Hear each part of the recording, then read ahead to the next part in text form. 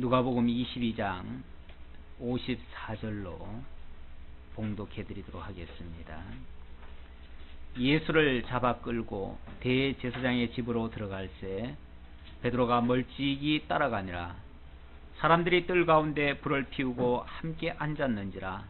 베드로도 그 가운데 앉았더니 한 여종이 베드로의 불빛을 향하여 앉은 것을 보고 주목하여 이르되 이 사람도 그와 함께 있었느니라 하니, 베드로가 부인하여 이르되 이 여자여, 내가 그를 알지 못하노라 하더라. 아멘. 우선 57절까지 봉독해 드렸습니다. 누가복음 22장부터 마지막 장까지는 하나님의 의를 실현하시려고 예수께서 구속주의 사역을 완성하시는 내용이 되겠습니다. 그 가운데 22장은 희생제물로 죽으시는 준비 내용이 되겠습니다. 그 첫 번째 내용은 1절로 23절에서 유월절 잡수시는 의식을 통해서 당신이 유월절 어린 양으로서 죽임당하고 새 언약의 중보가 되실 것을 선언해 주셨습니다. 그리고 두 번째로는 24절로 46절까지 연약한 제자들이 배신을 하거나 곁을 다 떠나게 될 것을 교훈해 주셨습니다. 그리고 세 번째 47절부터는 예고하신 대로 제자들에게 배신을 당하시고 잡히시고 그리고 고난을 받으시는 이런 모습이 소개되고 있습니다.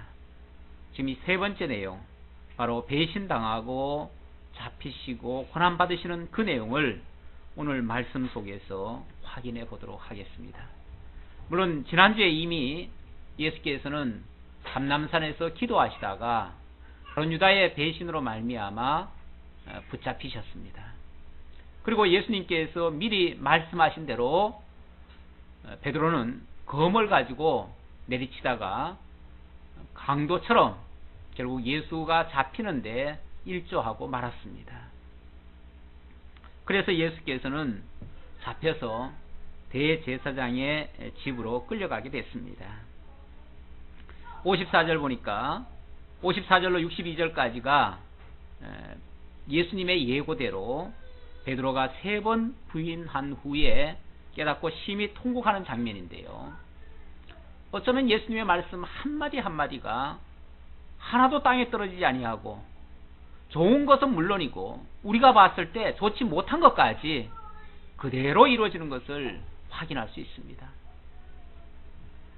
예수를 잡아 끌고 대제사장의 집으로 들어갈새 베드로가 멀찍이 따라가니라. 예수를 검과 몽치로 체포한 군병들이 그 밤에 대제사장의 집으로 끌고 가서 심문을 하게 됐습니다. 한밤중에 체포하고 한밤중에 밤샘 심문을 하는 것, 명백한 불법입니다. 이 명백한 불법을 위장하기 위해서 저들은 군중들까지 끌어모아 놓고 여론을 형성하고 있습니다. 여론재판이죠. 소위 말해서 북한의 인민재판 같은 그런 모습. 이게 사실은 합법적인 재판이 아닌 여론재판이죠. 합법적으로는 그 밤에 그렇게 체포해서 신문할 수가 없습니다. 어떻게 밤밤중에 재판이 열립니까? 그 자체만 해도 불법인데 지금 대제사장이 이런 범죄를 저지르고 있습니다. 거기에 베드로가 살며시 뛰어들어가지요. 55절에 보니까 사람들이 뜰 가운데 불을 피우고 함께 앉았는지라. 베드로도 그 가운데 앉았더니, 사람들이 이미 많이 몰려들었습니다. 그건 여론재판하기 위해서 벌써 끌어모아 놓은 겁니다. 그 중에 베드로도 사람이 많으니까 나 하나 숨으면 되겠지 하고서 그 속으로 살며시 숨어 들어간 겁니다. 그런데 잠시 후에 한 여종에 의해서 발각되고 맙니다. 56절입니다. 한 여종이 베드로의 불빛을 향하여 앉은 것을 보고 주목하여 이르되 이 사람도 그와 함께 있었느니라 하니, 이 사람도 저 예수와 함께 있었다. 불빛에 이게 얼굴이 비친 거죠. 그러니까 발각이 되고 말았습니다. 그랬더니 베드로가 부인하여 이르되 이 여자여, 내가 그를 알지 못하노라 하더라. 얼마나 우리 표현에는, 우리 성경에는 참 좋게 이렇게 표현했지요. 이 여자요. 얼마나 좋게 표현했습니까? 그래 굉장히 아주 당황해가지고 아마 쌍스럽게 얘기했을 거예요. 무슨 소리 하는 거냐. 그러면서 나는 그를 알지 못하노라. 물론 당황해서 갑자기 한다는 말이 결국은 거짓말을 하고 부인을 하고 말았습니다. 그런데 조금 후에 다른 사람이 보고 이르되 너도 그 도당이라 하거늘. 도당이라, 그냥 그 당도 아니고 도당이라 하거늘 베드로가 이르되 이 사람아 할 때는 얼마나 강한 부인이겠어요. 이 사람아 무슨 소리 하는 거냐, 나는 아니로라. 아마 큰 소리를 뻥 쳤을 겁니다. 사람이요, 한번 솔직하지 않으면은 그 거짓말을 덮으려고 또 거짓말을 하게 되고 또 거짓말을 하게 되고 계속 그것을 반복하는. 그래서 어떤 영화에 보니까, 영화 제목, 난 내용은 잘 못 봤어요. 그러나 그 제목을 보니까 약 30개의 거짓말, 그런 말이 있어요. 그런 영화 제목이 있어요. 그러니까 한 가지, 처음에 하나 거짓말을 했는데 그 하나를 합리화하고 덮으려니까 계속해서 거짓말을 안 할 수가 없어요. 계속 하다 보니까 하나의 거짓말을 위장하기 위해서는 한 30개의 거짓말이 필요하다는 거죠. 계속 악순환이 일어나는 현상입니다. 물론 뭐 여기는 그렇게까지는 아니지만은, 세 번이겠지만은, 그러나 예수님이 너 나를 3번은 부인할 것이다 라고 하신 말씀 이루시려고 이런 역사가 일어나는 겁니다. 그렇게 해서 잘 피했을까 싶었는데 1시간쯤 있다가 또 한 사람이 장담하여 이르되, 이번에는 저쪽에서 아주 장담을 합니다. 이 사람 틀림없어 이렇게 하고 아예 장담까지 합니다. 보통 우리 장담할 때 뭐 합니까? 이거 안 맞으면은 내 손에 장을 지신다 이런 말도 하잖아요. 그만큼 장담을 하는 거죠. 틀림없다는 거죠. 틀림없다라. 왜 틀림없다고 하냐면 이런 갈릴리 사람이니, 이 사람 지금 말하는 투를 보니까 갈릴리 사람 틀림없다는 거죠. 그러니까 얼굴도 맞고 앞에서 벌써 두 사람의 증인이 있었습니다. 그렇지만 혹시라도 사람이 얼굴은 비슷해도 아닐 수가 있잖아요. 얼굴은 비슷해도 아닐 수가 있기 때문에, 그래서 혹시 아닌가 했는데 말을 들어보니까 갈릴리 사투를 쓰는 거예요. 우리가 다른 거는 잘 못 속여도 이 말투 같은 거는 속이기가 힘듭니다. 결국은 무심코 한마디 한 말이 그만 사투리가 탁 튀어나와 버린 거죠. 그러니 이건 뭐 빼도 박도 못하는 결정적인 증거가 돼버린 거죠.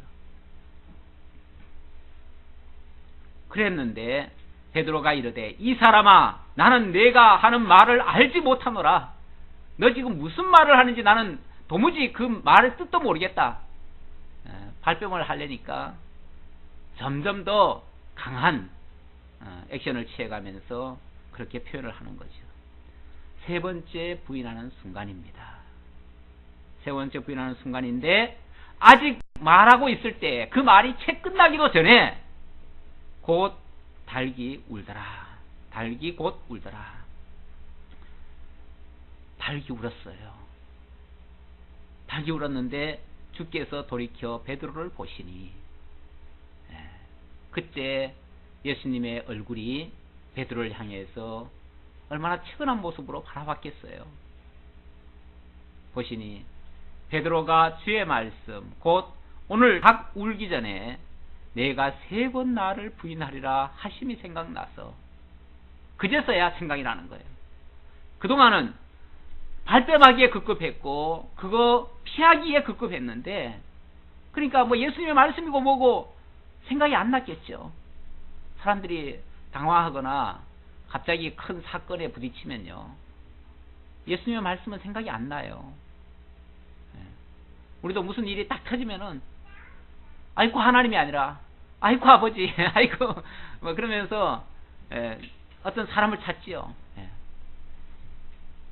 당장 옆에 있는 사람에게 도움을 구하고 어떤 문제가 발생하면 당장 하나님께 기도하기보다는 어떤 사람을 찾아가고 어떤 사람에게 손을 빌리고 이렇게 하기가 쉬운데, 지금 어려운 일을 만나니까 베드로의 생각 속에 그런 게 아무것도 없습니다. 예수님의 말씀이 전혀 생각이 안 납니다. 그러다가 달기 우니까 그제서야 어젯밤에 예수님께서 식사 중에 네가 오늘 밤 나를 3번 부인하리라 하신 말씀이 생각이 난 겁니다. 그러니까 멀리 간 것도 아니에요. 뭐 하루도 지난 것도 아니에요. 그냥 초저녁에 있었다가 초저녁에 그런 말을 하셨다가 이 밤중에 지금 이 얘기가 나온 거예요. 오늘 밤에 네가 나를 3번 부인하리라 하시더니 그대로 이루어졌고, 그것을 생각나게 하시려고 닭이 곧 울었습니다. 닭 울기 전에 그렇게 3번 부인하리라 했는데 닭이 울기 전에 3번 부인했고 닭이 울었습니다. 정말 소름 끼칠 정도로 예수님의 말씀 한마디 한마디가 그대로 이루어지는 것을 확인할 수 있습니다. 그것이 생각이 나서 밖에 나가서 심히 통곡하니라. 이 사건을 통해서 우리가 깨달을 수 있는 교훈이라고 한다면, 첫째, 예수님께서 하신 말씀의 그 진정성을 다시 한번 확인할 수가 있습니다. 예수님의 말씀에 정말 빈틈이 없고 하나도 헛된 말씀이 없다는 거, 너무나 정확한 말씀, 진실한 말씀, 꼭 있을 말씀, 이런 말씀을 해주셨고, 두 번째는 예언 성취를 통해서 예수가 그리스도이심을 증거했습니다. 그리고 세 번째는 하나님의 섭리 앞에 인간의 각오, 인간의 의지, 얼마나 보잘것없이 연약한가를 증명하고 있습니다. 이 말씀을 보면서 오늘 우리도 얼마나 진정성이 있는가, 우리 자신들이 얼마나 진정성이 있는가. 세상은 온통 거짓과 위선이 판을 치고 있고 기독교인들도 예외가 아닌 것 같아요. 목적을 위해서라면 무엇이든 할 수 있고 어떤 수단과 방편도 다 사용할 수 있다고 하는 것이 많은 기독교인들의 생각들이 아닌가라는 생각을 해보게 됩니다. 지난 주간에 엊그제 금요일인가요? 집사람이 텔레비에 한번 보래요. 전화가 왔어요. 그래서 SBS를 봤지요. 혹시 여러분들도 또 보셨나요? 당신의 그 궁금한 이야기. 거기 보니까 기독교인 이야기가 2개가 올라왔어요. 2개 올라왔는데, 하나는 한 여자가 자기가 재림 예수래요. 자기가 재림 예수고 하나님께로부터 직통으로 말씀을 받아가지고 하나님과 대화를 하는 거예요. 그러면서 하나님이 주신 말씀대로 기록을 하고 그것을 사람들에게 편지로 보내주고, 그리고 하나님이 하라고 하는 대로만 살아요. 그러다 보니까 다른 거에는 일절 돈을 못 쓰게 해요.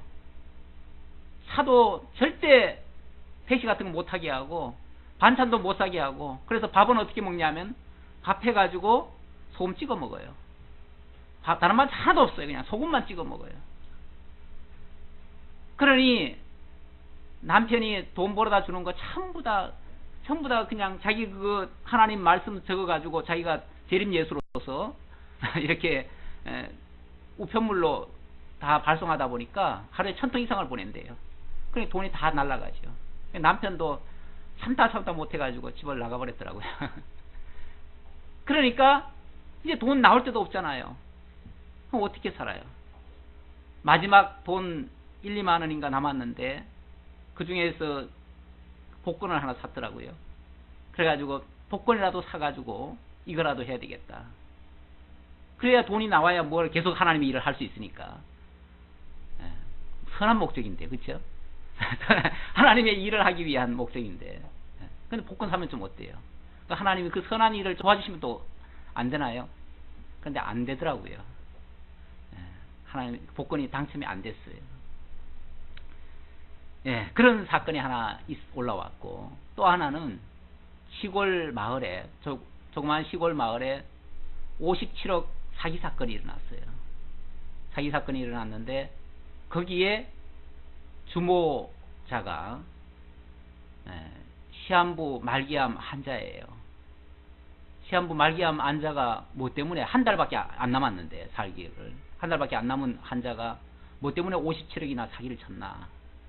내용을 들어보니까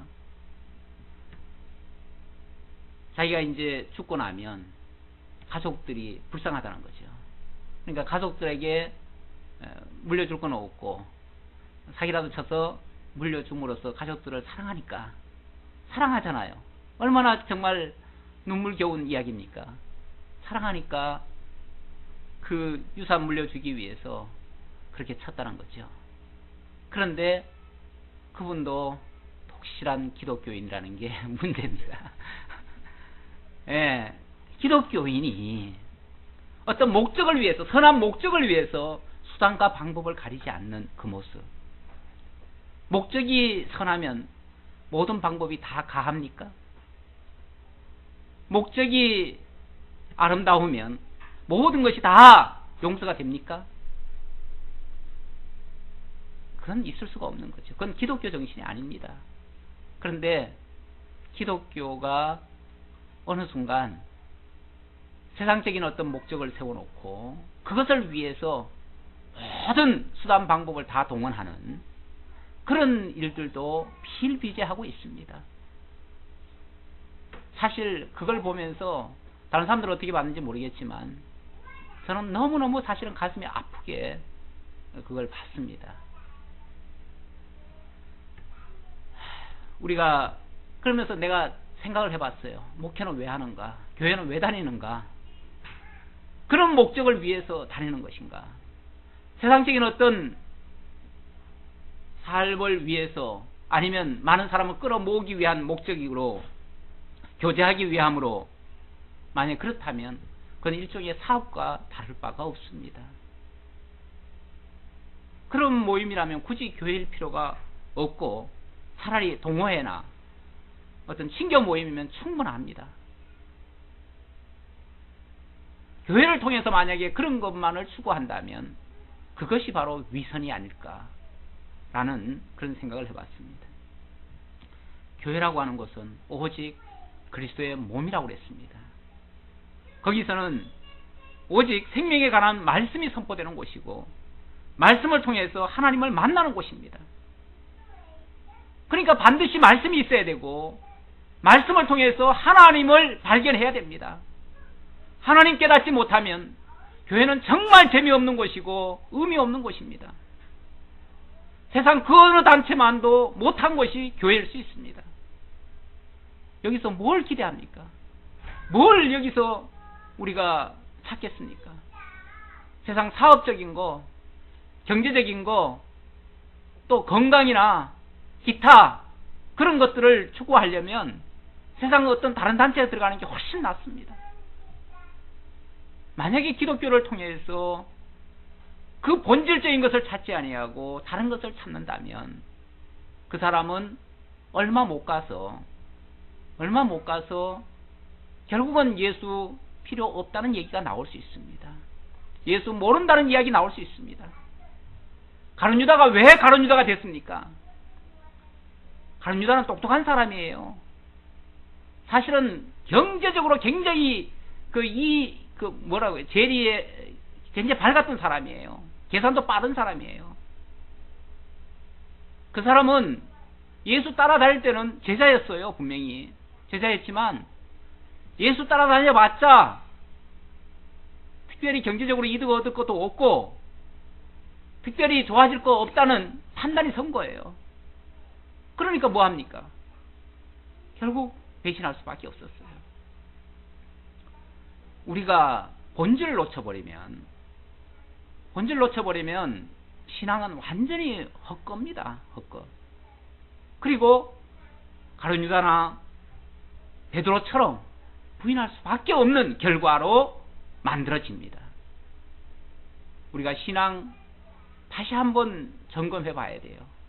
목회자부터 왜 목회하는지 한번 곰곰이 생각해 봐야 되고, 사실은 저도 왜 목회해야 되는지 가끔씩 회의가 될 때가 있어요. 솔직히 말씀드리면. 왜 해야 되는가. 그런데 사람을 위해서 어떤 사람 때문에 하는 것보다는 어떤 면에서는 내 자신부터 바로 세우기 위해서라도 하기는 해야 된다라는 것이 제 생각입니다. 결론적인 생각이긴 합니다. 나부터 하나님 앞에 바로 서야 되고, 내가 하나님 앞에 서는 것이 너무 소중하기 때문에, 너무 필요하고 그것이 너무 귀하기 때문에 다른 사람에게도 그것을 권하고, 내 좋은 거니까 권하는 것이고, 만약에 그것이 내게 해롭다면, 그것이 내게 유익이 없다면 굳이 남에게 소개할 필요도 없고 남도 같이 가자고 할 이유도 없습니다. 정말 내가 깨달은 진리가 너무 소중하고 너무 귀하고 너무 값지기에 나 혼자 간직하는 것이 너무 아까워서 솔직히 아까워서 같이 좀 알고 싶고 같이 그 길로 가고 싶고 같은 그 생명과 같은 그 하나님의 나라와 그 의에 동참하고 싶어서 그래서 간절한 마음으로 하는 것이지 어떤 인간적인 측면에서 하는 것은 절대 아닙니다. 어떤 다른 어떤 목적을 위해서 하는 것도 절대 아닙니다. 만약에 그런 거라면은 솔직히 우리는 어느 순간 돌변할 수 있습니다. 수많은 사람들이 사실은 교회도 왔다가 가고 왔다 가고 저도 뭐 이제 한 15년이 지나다 보니까 교회 등록수도 상당히 많아요. 사실은 등록수로 따지면은 우리도 제법 큰 교회예요. 제법 큰 교회. 어느 날은 이렇게 우리 다 있잖아요. 처음부터 등록한 게 다 있어요. 그 숫자로 보면은 지금 상당히 많아요. 이 정도 돼요. 이 많은 분들이 다 어디가 있을까? 지금 솔직히 너무 많이 가버렸어요. 한편으로는 저의 무능함도 탓할 수 있겠고요. 정말 우리가 교회를 통해서 뭘 기대하고 왔는가 정말. 예수님께서 그 세례 요한 보고 너희가 광야에 뭐하러 나갔었느냐, 무슨 화려한 옷 입은 사람 만나러 갔었느냐, 그런 사람 만나려면 왕궁으로 가야지, 무슨 대궐 같은 집, 화려한 집 그런 거 만나려면 시내로 들어가야지 왜 광야로 가요? 광야는 아무것도 없어요. 먹을 것도 없고 기대할 것도 없고 거기서 뭘 찾아요?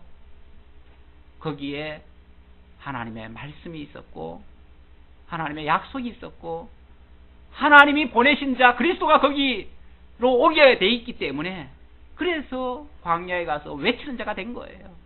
뭘 기대한 게 아니에요. 하나님 만나기 위함입니다. 다른 거 아무것도 없습니다. 우리가 교회에 와서 정말 다른 거 기대하지 말고 오로지 하나님의 말씀만을 기대하면서 말씀 속에서 하나님 만나 가시는, 그러면은 여러분들은 결코 헛되이 왔다 헛되이 가는 아까운 시간들이 아니고 정말 소중하고 값진, 정말 잃어버리지 못할, 절대로 잊혀질 수 없는 그런 값비싼 보화를 얻는 것이 될 것입니다. 63절로 65절까지 예수께서는 언약대로 군병들에게 희롱과 매를 맞고 후욕을 당하는 장면이 나옵니다. 지키는 사람들이 예수를 희롱하고 때리며, 제가 아까 더 읽었나요?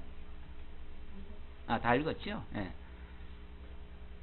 지키는 사람들이 예수를 희롱하고 때리며 그의 눈을 가리고 물어 이르되 선지자 노릇하라, 너를 친 자가 누구냐 하고 이 외에도 많은 말로 욕하더라. 종교 지도자들은 그동안 백성들 앞에서 아주 톡톡히 수모를 당했었죠. 예수님 때문에. 그렇기 때문에 이제는 자기들이 승리했고 자기들의 세상이 되었다라고 생각한 것 같아요. 그래서 그런지 마치 고양이가 잡은 쥐를 놀리며 괴롭히듯이 예수의 눈을 가리고 밤새도록 희롱하고 때립니다. 조금 전에 예수께서, 지금이 아니라 그때 예수께서 그런 말씀 하셨어요. 이제는 너희 때요. 어둠의 권세로다. 이제는 너희 때다. 하나님께서 너희에게 어떤 권세를 주었어요. 어둠의 권세지만 어둠의 권세도 활동하도록 하나님이 허락을 했어요. 그러니까 이때는 예수님의 때가 아니라 어둠이 활동할 때예요. 어둠이 지금 마음대로 할 때예요. 마음대로 하도록 내버려 뒀어요. 그래서 지금 마음대로 하는 거예요. 마음대로. 어둠의 권세가 지금 행태를 부리듯이 그렇게 하는 거예요. 그리고 조롱하듯 네가 선지자라면 너를 친 자가 누군지 알아맞혀보라, 이런 식으로 말을 하고, 예수님이 답을 안 하니까 뺨을 치고 욕설을 퍼붓고, 참으로 비열하고 추악한 모습이 아닐 수 없습니다. 인간들이 사실은 그래요. 강한 자 앞에서는 한없이 약한 존재들이 사로잡힌 자 앞에서는 얼마나 모질게 대하는지 몰라요. 사실은 강한 자에게는 좀 강하게 대해도 돼요. 사실은 강한 자에게는. 약한 자에게는요, 한없이 사실은 자비와 사랑으로 품어줘야 돼요. 그런데 꼭 반대예요. 강한 자 앞에서는 굽시굽시거리고, 약한 자는 발로 뻥뻥 차다가 가만히 반응 없으면 짓밟아 버리는 게 세상 모습이에요. 그래서 어떻게 마지막 발악이라도 해보면 숨통을 끊어놔 버리잖아요. 그게 세상 모습이에요. 얼마나 잔인한지 몰라요. 지금 어둠의 권세들이 자기들 세상 만났다고, 자기들이 승리한 줄 알고 마음껏 지금 행태를 부리고 있습니다. 예수님께서는 마음껏 행태 부리라고 내버려 두고 있어요. 왜요? 그게 성경이 이루는 거니까. 성경 예언대로 되는 거니까. 결국 이처럼 예수님께서 조롱받고 멸시와 천대받는 것 역시 일찍이 선지자들을 통해서 예고한 대로 이루어지는 하나님의 성취 섭리 역사가 되겠습니다. 66절로부터 71절까지 대제사장과 장로들은 예수를 공회로 끌어들여서 불법적인 신문을 하게 됩니다. 날이 샘에 백성의 장로들 곧 대제사장들과 서기관들이 모여서 예수를 그 공회로 끌어들여 이르되, 내가 그리스도이거든 우리에게 말하라. 대답하시되, 내가 말할지라도 너희가 믿지 아니할 것이요 내가 물어도 너희가 대답지 아니할 것이냐. 지금 마치 승리한 점령군처럼 자고하면서 밤새도록 욕설을 퍼붓고 때리던 종교 지도자들이 날이 새니까 아주 그럴듯한 형식적인 절차를 벌입니다. 그게 소위 말해서 공회지요. 공회라고 하는 것이 오늘날로 말하면 물론 국회죠. 국회를 여는 건데, 물론 정상적인 국회 활동이야 참 좋지요. 그런데 정상적인 공회 활동이야 좋지요. 그런데 지금 이것은 아예 의도적으로 예수를 잡아 죽이겠다고 하는 어떤 목적은 분명히 목표를 세워놓고 그걸 하기 위한 어떤 수단과 절차로서, 또 그래도 국민들한테는, 백성들한테는 합법적으로 죽인다는 어떤 명분을 얻어야 되니까, 그래서 법적 절차 밟으라고 공회를 연 겁니다. 사실은 이 자체도 다 불법입니다. 불법인데도 어쨌든 그래도 합법을 가장하는 그런 모습이죠. 제가 자꾸 불법을 이야기하는 이유는 예수가 죄 때문에 죽은 것이 아니고 정말 의로우신 분이시지만 그 모든 죄를 다 뒤집어 쓰고 모든 불법을 뒤집어 쓰고 죽으셨다는 것을 강조하기 위해서 제가 지금 말씀을 드리는 겁니다. 자, 그렇게 놓고 공회를 열어서 예수를 재판대에 세웠습니다.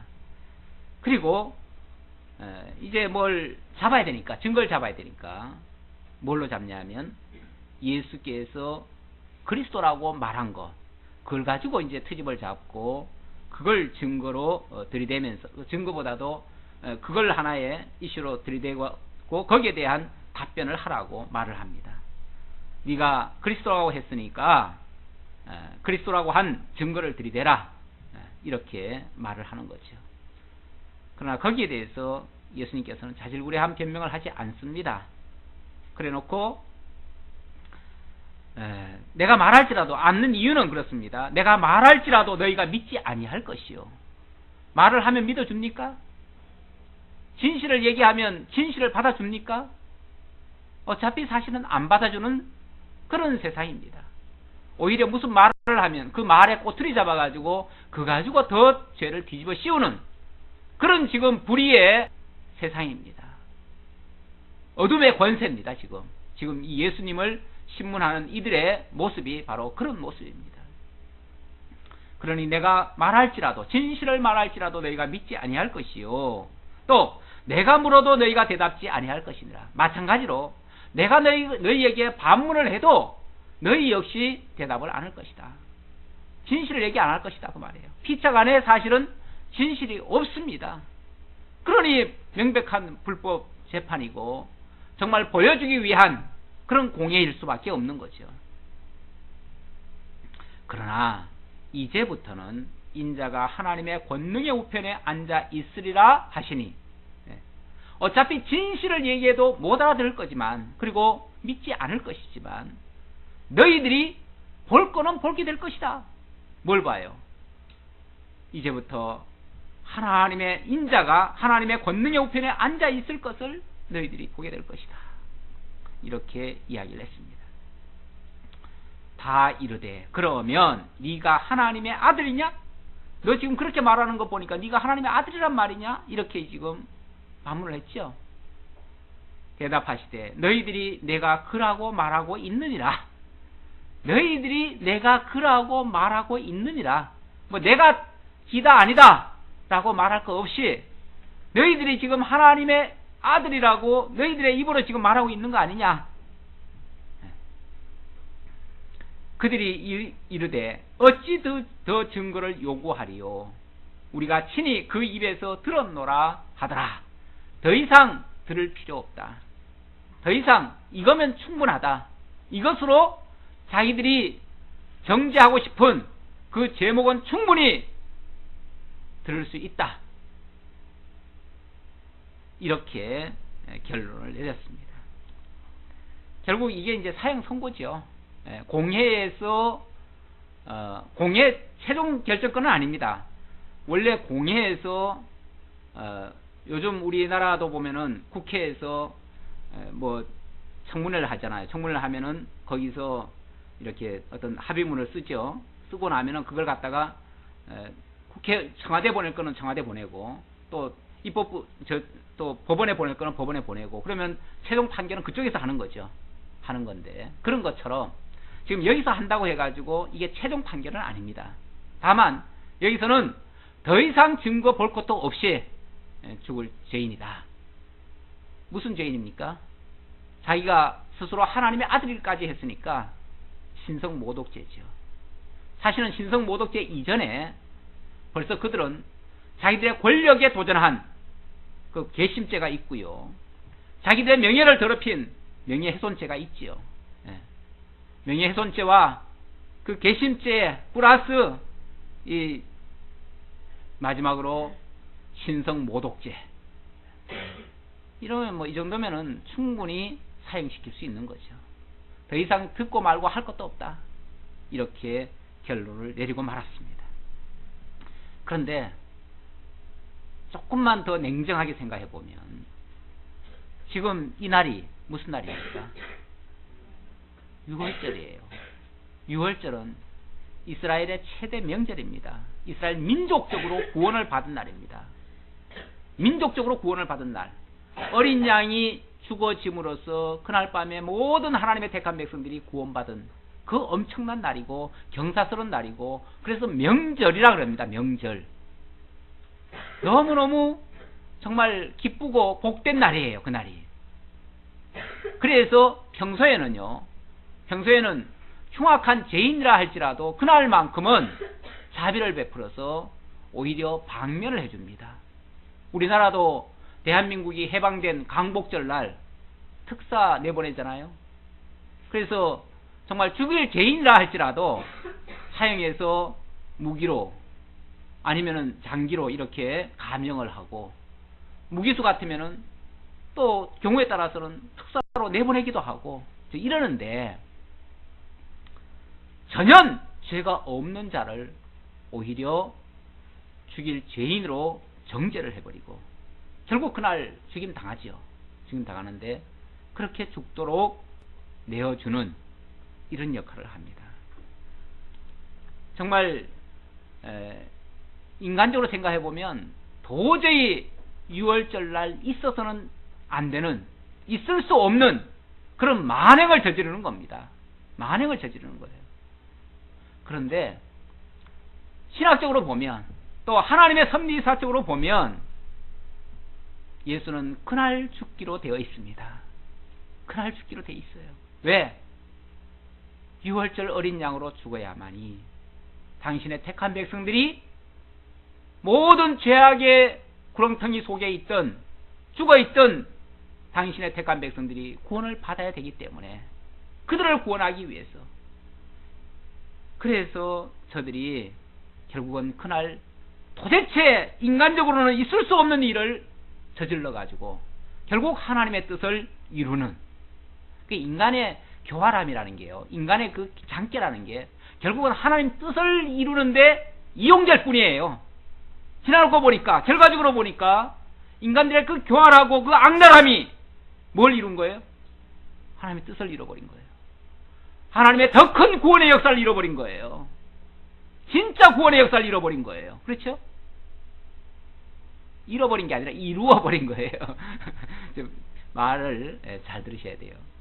지금 인간들은 어떻게 해서든지 그 예수를 죽임으로써 자기들의 뜻을 성취하려고 그렇게 발버둥을 쳤는데, 결국 그 예수 죽인 일이 하나님이 이루시고자 하는 구원의 역사, 그리고 당신이 이루시고자 하는 그 의의 역사를 만들어내고야 말았습니다.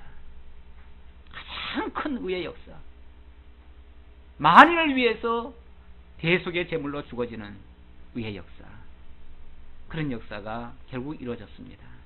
이걸 보면 하나님께서 모든 것을 합력하여 선을 이루어 가시는 그 하나님이신 것이 너무 분명하죠. 이런 걸 보면 우리가 때때로 그 악한 자들에 의해서 너무 절망스러운 상황을 맞게 되다가도 걱정할 것 없어. 하나님은 이 모든 걸 합력해서 결국은 선을 이루실 거야 라고 하는 그런 소망을 갖게 되는 거죠. 그 믿음을 갖게 되는 거죠. 그래서 좌절하지 않고 낙심하지 않으면 하나님의 영광을 보게 되어집니다.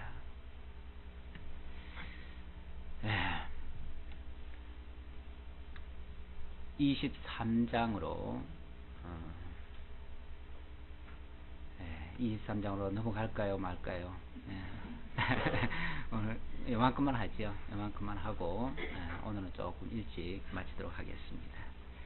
이 세상의 모든 역사 모두 승자 중심으로 기록되고 있는데요, 권력자들의 기준에서 보면 예수는 죽어야 마땅한 그런 죄인이 되겠지만은 예수님의 그 하신 말씀 전혀 그 어느 것도 거짓되거나 위선적인 게 하나도 없습니다. 모두 다 진실이었고 사실을 사실대로 말했을 뿐인데, 그럼에도 불구하고 그것을 굳이 죽이려 한 것은 그가 정말로 하나님의 아들임을 모르든지 아니면 알면서도 일부러 부정한 것이 아닌가라는 생각이 듭니다. 오늘날 종교 지도자들 가운데서 우리가 다 같이 성경을 보니까 왜 성경을 통해서 하나님의 뜻을 모르겠어요? 다 알지요. 그런데 보면은 바른 소리를 하거나 좀 쓴소리를 하면 거기에 귀를 기울이기를 너무너무 싫어하는 모습을 많이 보게 되어집니다. 사실 지금 한국교회가 그 어느 때보다도 정말 위기라 할 수 있을 만큼 사회로부터 멸시천대를 받고 있는 그런 중입니다. 오죽하면 한국기독교 총연합회 자체가 정말 개혁의 대상이라고 일컬을 만큼 그렇게 정말 오히려 개혁의 주체가 되어야 할 그런 본부가 개혁의 대상이 되어버리는 이런 안타까운 실정이죠. 그런데도 정말 귀를 닫고 눈을 닫고 있는 그런 모습이 얼마나 안타까운지 몰라요. 여기까지 하겠습니다. 기도하겠습니다. 아버지 하나님, 참으로 감사합니다. 하나님께서는 영원한 계획을 어쩌면 이 역사 세계 속에서 그렇게도 정확하게 언약하시고 언약대로 이루어 가시는지 정말 우리가 말씀을 대할 적마다 놀랍고 놀라울 따름입니다. 정말 하나님은 살아서 지금도 세계의 모든 역사를 다 주관하고 계시다는 것이 너무나 명백합니다. 선한 역사는 물론이고 모든 악한 역사까지도 주님의 허락 없이는 되어지는 일이 없다는 것을 다시 한번 깨달았습니다. 그 악한 자들이 예수를 십자가에 못 박으려고 그 모든 불법을 다 저질렀지만 그거 역시도 하나님께서 허락한 일인 것을 다시 기억할 때에 하나님은 궁극적으로 모든 것을 합력하여 선을 이루시는 여호와이심이 너무나 분명하고 그 하나님이 오늘도 살아계셔서 우리의 주가 되시고 우리를 친히 인도해 가시는 전능자이심을 다시 한번 믿습니다. 그 믿음 가지고 우리도 이 거친 세상 살아갈 때에 세상과 타협하지 말고 세상에 굴종하지 아니하고 그리고 넉넉히 모든 것을 이겨갈 수 있도록 역사해 주옵소서. 함께 해 주심을 감사드렸고 예수님의 이름으로 기도하옵나이다. 아멘.